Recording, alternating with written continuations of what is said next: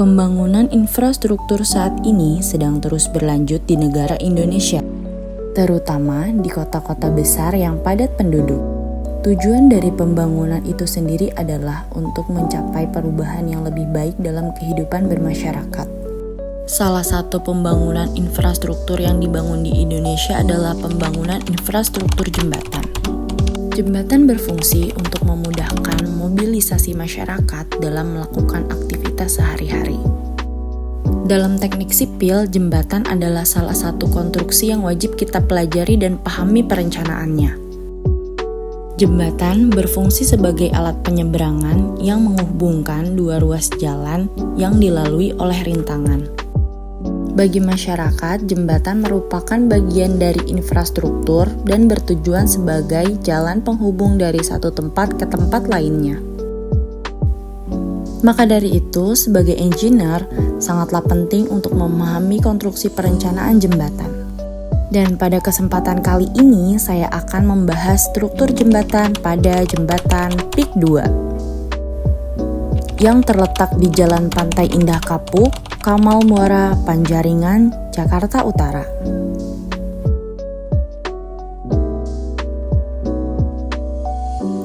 Nah, berdasarkan klasifikasinya ini, jembatan PIK 2 menurut kegunaannya termasuk ke dalam tipe jembatan jalan raya.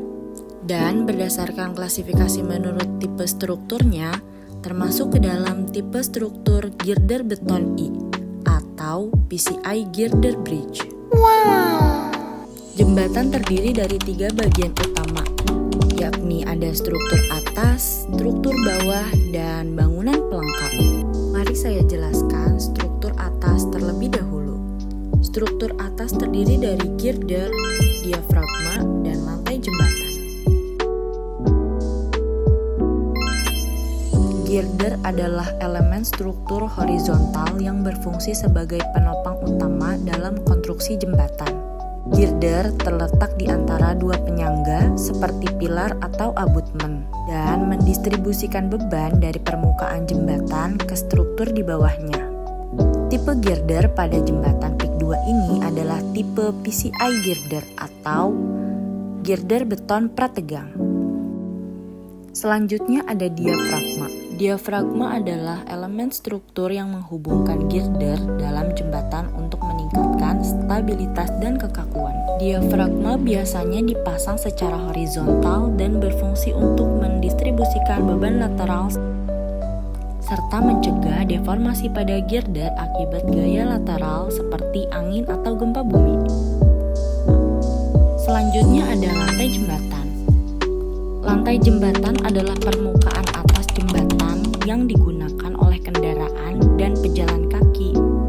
Lantai jembatan di kawasan PIK 2 ini menggunakan beton bertulang sebagai material utama.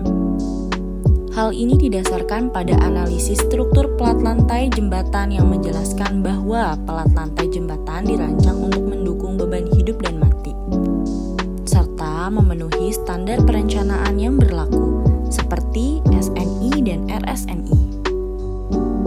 Nah, selanjutnya saya jelaskan tentang struktur bawah pada jembatan PIK 2. Struktur bawah jembatan adalah bagian yang mendukung struktur atas dan menyalurkan beban ke tanah. Komponen dalam struktur bawah ini meliputi yang pertama ada abutmen, kedua pilar, dan ketiga bantalan atau bearing pad. Yang pertama ada abutmen. Abutmen adalah struktur yang terletak di kedua ujung jembatan, berfungsi untuk mendukung girder dan menyalurkan beban dari jembatan ke tanah. Abutmen juga berperan dalam menahan tanah di belakangnya, cegah pergerakan tanah yang dapat mempengaruhi stabilitas jembatan. Yang kedua ada pilar. Pilar merupakan elemen vertikal yang mendukung girder di tengah bentang jembatan. Pilar berfungsi untuk menyalurkan beban dari girder ke fondasi di bawahnya. Pada jembatan PIK 2 ini menggunakan tipe pilar baloket, tiang sederhana atau pilar tiang pancang sebagai fondasi, yang dirancang untuk meningkatkan daya dukung tanah, terutama mengingat kondisi tanah yang mungkin tidak optimal di lokasi tersebut. Pilar juga membantu menjaga stabilitas jembatan dengan mendistribusikan beban secara merata. Yang ketiga ada bantalan atau bearing pad. Bantalan adalah elemen yang terletak antara girder, abutmen, atau pilar. Fungsi utama bantalan adalah untuk mendistribusikan beban dari girder ke abutmen atau pilar dan memungkinkan pergerakan relatif antara struktur atas dan bawah. Akibat perubahan suhu, beban dinamis, atau penurunan tanah.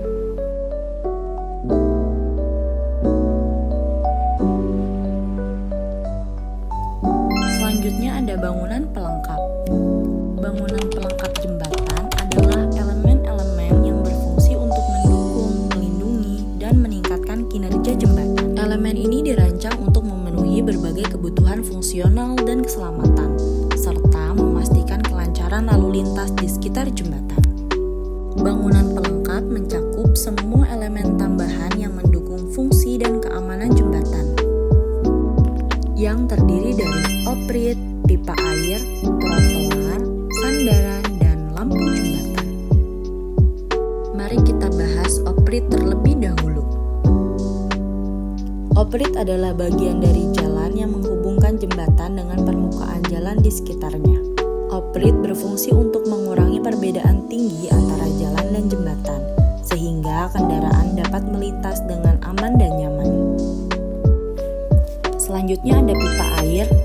Pipa air merupakan fasilitas yang digunakan untuk mengalirkan air, baik itu air hujan maupun air dari sumber lain, terletak di bawah atau di sekitar jembatan. Ini penting untuk mencegah genangan air di area jembatan dan menjaga stabilitas struktur dengan mengelola aliran air secara efektif. Selanjutnya ada trotoar.